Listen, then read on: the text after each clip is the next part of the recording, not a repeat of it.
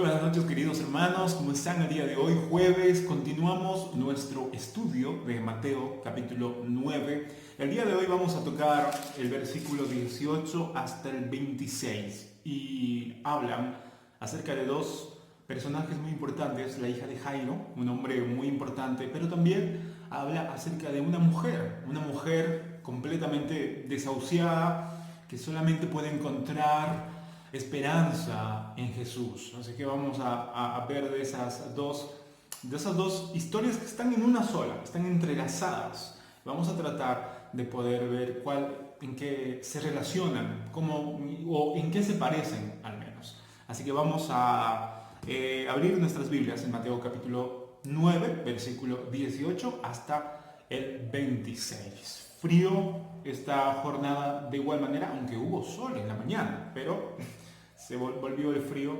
Yo creo que ya estamos entrando en esta temporada de frío, así que abriguémonos, queridos hermanos, abriguémonos para que no nos estemos enfermando innecesariamente. Mateo 9, 18. Empecemos. Dice, versículo 18, mientras él, es decir, Jesús, les decía estas cosas, ¿qué cosas? ¿Se acuerdan el día de ayer que habíamos estado hablando acerca de la importancia del ayuno, por qué los discípulos de Jesús no estaban ayunando y la importancia de poder no mezclar los tiempos? Era tiempo de alegría, de gozo y no de tristeza.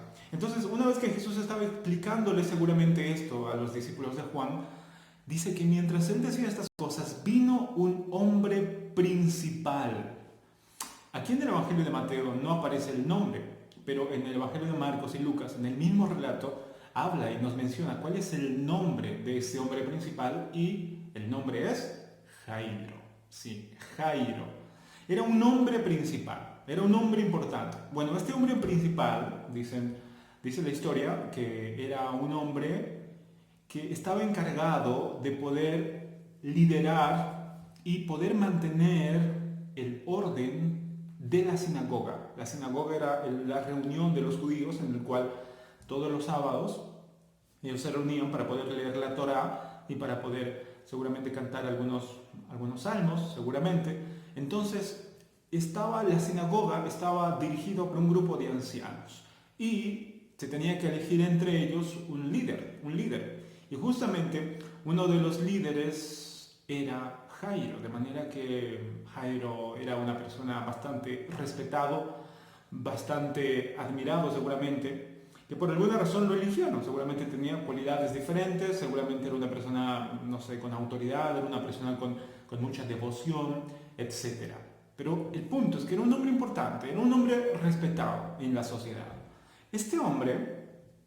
También este hombre, los principales, los encargados de la sinagoga, se encargaban de poder hacer la lista de quiénes iban a poder leer la Torá en la sinagoga, en el día en el Sabbat. Ellos se encargaban quién iba a dirigir, o por lo menos quién iba a leer, que no faltase absolutamente nada en la sinagoga.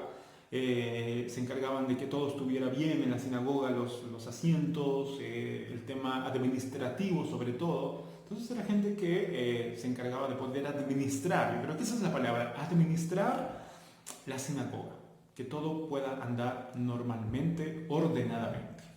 Así que era un hombre principal. Dice que este hombre se postró ante él, es decir, ante Jesús, diciendo, o sea, el hecho de que se postrase ya dice mucho, ¿verdad? O sea, es un símbolo, es una señal de que este hombre sabía que Jesús no era cualquier persona, no era cualquier rabino.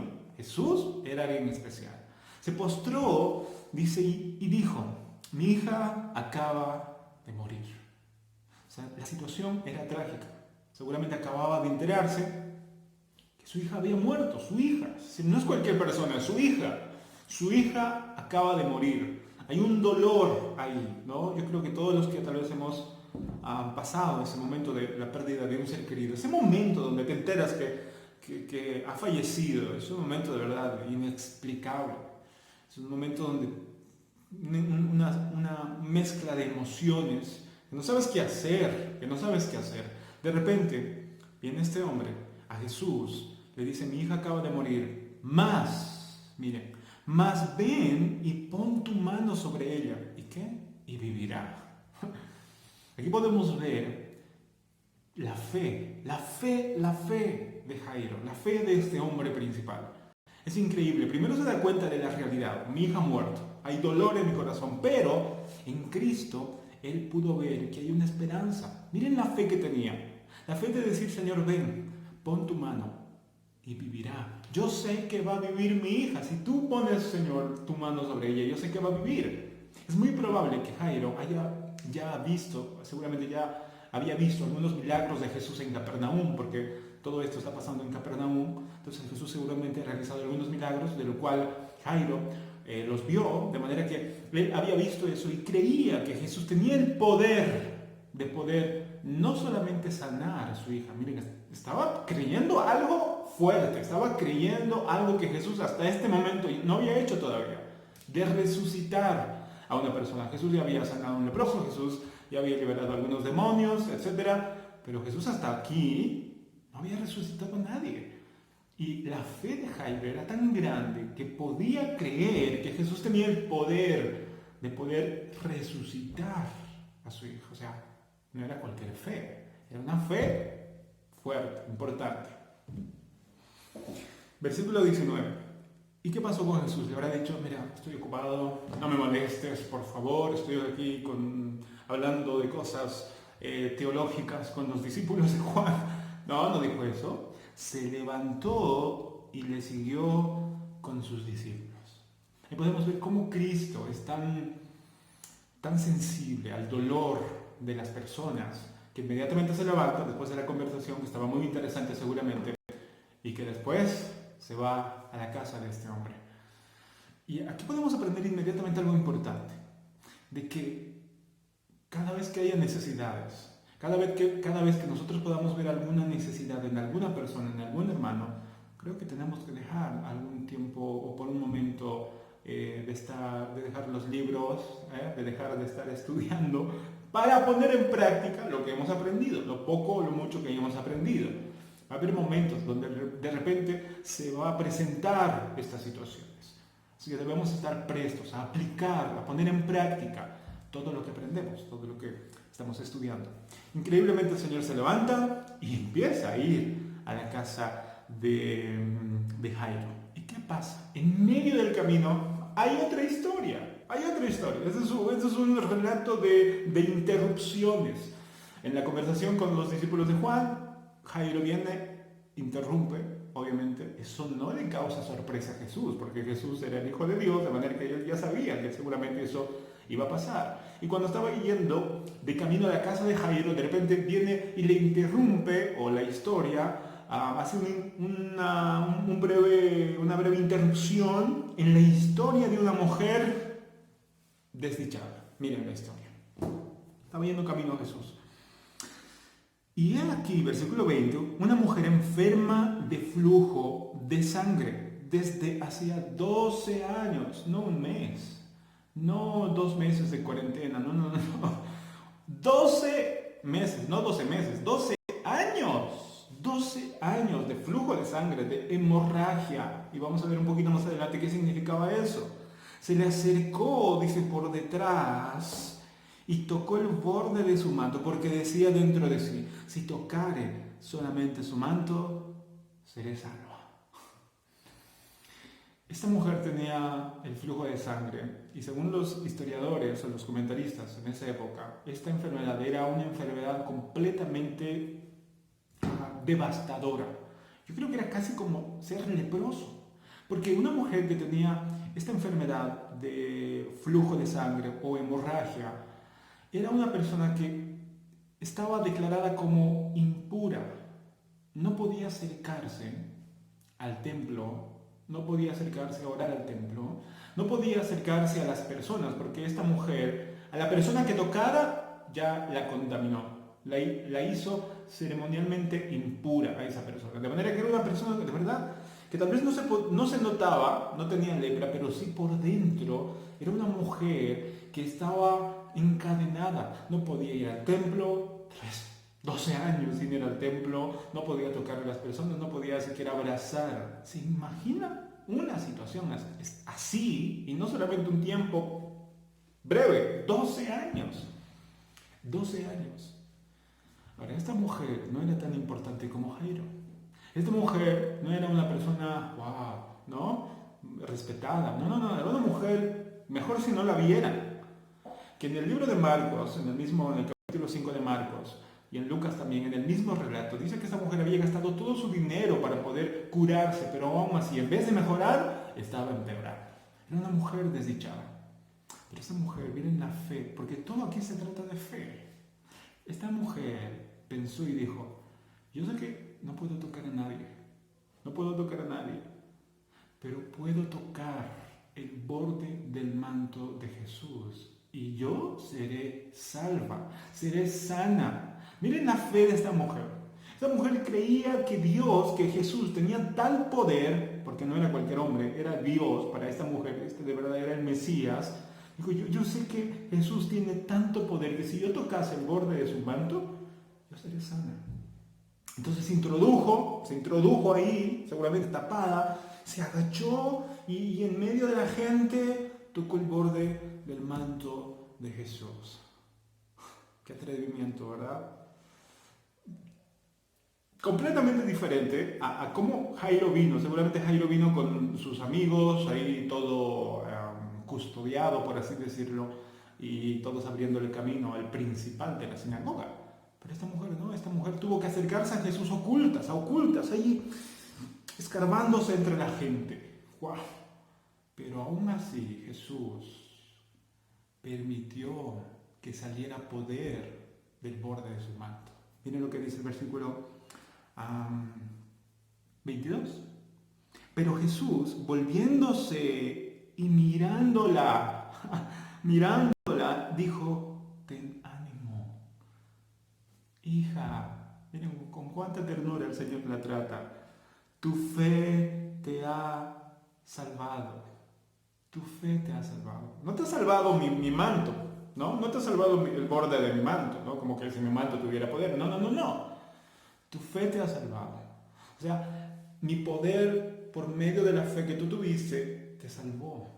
Tu fe te ha salvado. Tu fe. La miró y la mujer fue salva desde aquella misma hora. Es increíble cómo el Señor, hermanos míos, puede no solamente atender a los hombres principales, sino también a aquella persona que es totalmente impura, que es tal vez desechada socialmente. Dios no cierra las puertas a nadie. Desde el principal hasta el último, hasta el impuro ceremonialmente, Dios lo recibe. Ya seas hombre, mujer, Dios siempre tiene las puertas abiertas y siempre nos va a tratar con ternura. Siempre nos va a tratar con ternura. Siempre que vayamos a Él, reconozcamos nuestra condición, nuestra necesidad ante Él. Y en el versículo 23 vuelve la historia de Jairo, ¿no? La historia de Jairo. Dice el versículo 23. Al entrar Jesús en la casa del principal, es decir, de Jairo, viendo a los que tocaban flautas y la gente que hacía alboroto, porque resulta que en esta época, los comentaristas hablan que dicen que cada vez que moría una persona aquí en la cultura judía, por lo menos, la gente empezaba a llorar. O sea, contrataban personas para que lloraran. Eran llorones profesionales. Eran lloronas o llorones profesionales. Eran gente que se pagaba para que llorasen. Y no solamente eso, sino que había también flautistas, había gente que tocaba la flauta y era, ¿se imaginan la mezcla del lloro, del llanto y de la flauta, que es un sonido agudo? Era un alboroto total. Y en medio de ese alboroto, versículo 24, Jesús entra y les dijo, apartaos. ¿Por qué? Porque la niña no está muerta, sino duerme. ¿Y qué decían esa gente? Se burlaban de él. Hendrickson, un comentarista, dice, qué raro, ¿no? Qué raro. Cómo estas personas que se les pagaba para que llorasen, de repente, de la nada, podían cambiar su estado de ánimo. Del llanto a la burla. Porque claro, estaban llorando por la hija de Jairo, porque murió. Y cuando Jesús viene y le dice, por favor, retírense, porque la niña no está muerta, solo duerme. De repente Dejaron de llorar, lo miraron y se burlaron. Las emociones siempre son cambiantes, hermanos. Las emociones siempre son cambiantes. Un día una persona puede estar llorando, al día siguiente puede estar burlándose.